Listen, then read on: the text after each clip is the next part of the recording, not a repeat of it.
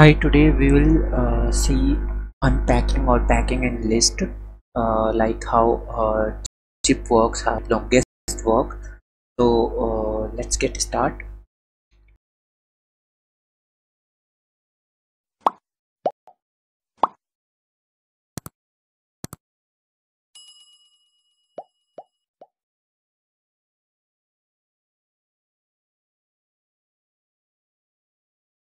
So here what is happening, first we have defined one list, that is hello AI talks, which is in list 1. Then we are unpacking it. This is basically symbol for unpacking. Here we can say packing, and once it is unpacked, so it will basically unpack all those elements which are in this. So it is just like it will look like a sentence like hello AI talk. Then we are adding two more elements, or we can say two more string in this list, that is okay and see you. So it is basically uh, like list, that unpack list. In that unpack list we are adding okay and see you, and basically we are printing it again. But here I have written one more thing, that is unpack list then separator. So what it will do is it will again unpack this complete list and separate them with the comma, like it will store them in a uh, out of this list, and which are separated. So here you can see hello AI talks, and now with this L, it is adding two more element, that is okay and cu. And finally the final statement telling we have hello AI talks okay cu, which where everyone every single element is separated but with the comma separated value. Now we have a zip function also. Let's see how it works. So what is happening here is, again we have defined one more list, that is containing three elements 1 2 and 3, and we are zipping it now.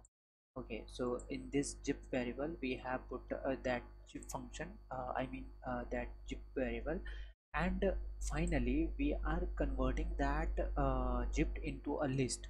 So what it will do is it will read all the elements from A, that is 1 2 and 3, and store them in a tuple. Okay, we can say a list, I mean a tuple inside a list. Let's see what it gives. So it has given first tuple, second tuple, third tuple. So all tuples are again identified with that comma, and these are stored into zipped, individually zipped. Now we have one more tool, that is a tool, or we can say a library, that is Itertools, and we use zip longest from there. Let's see how it works.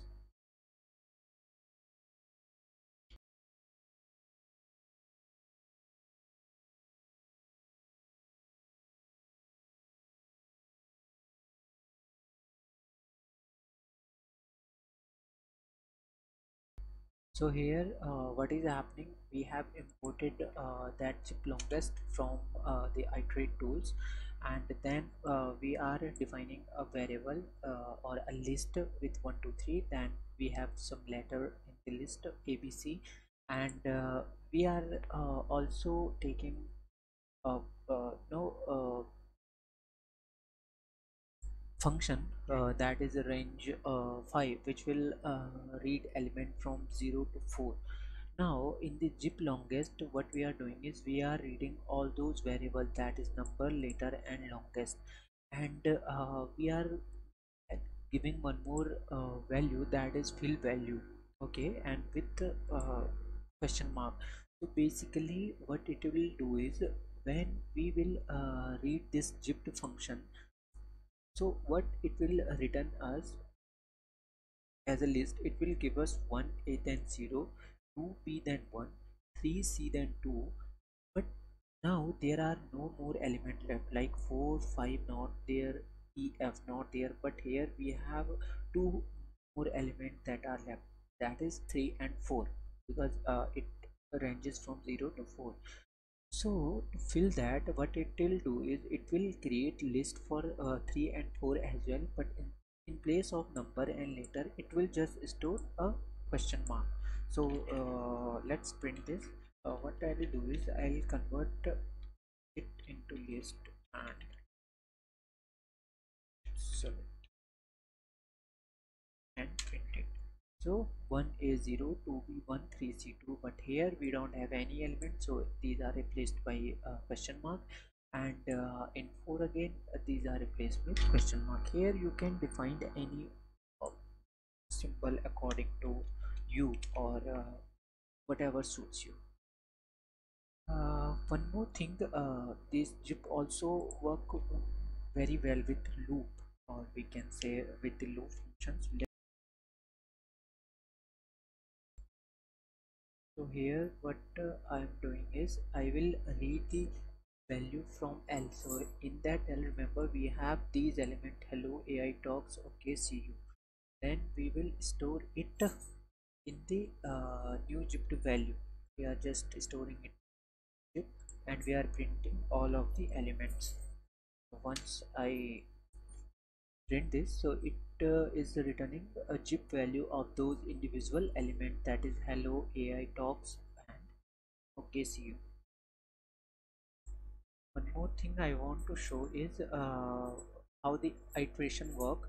If I defining this, so what here happen is we are passing two values in chip and zipping that and storing it into a list.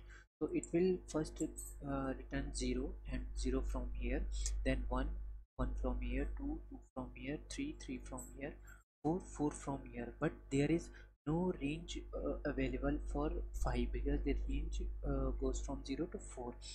So it will exist from here, or we can say the iteration will stop here because the smallest is exhausted, right? So if I print this, so it will basically return 0 0 1 1 2 2 3 3 and 4 4.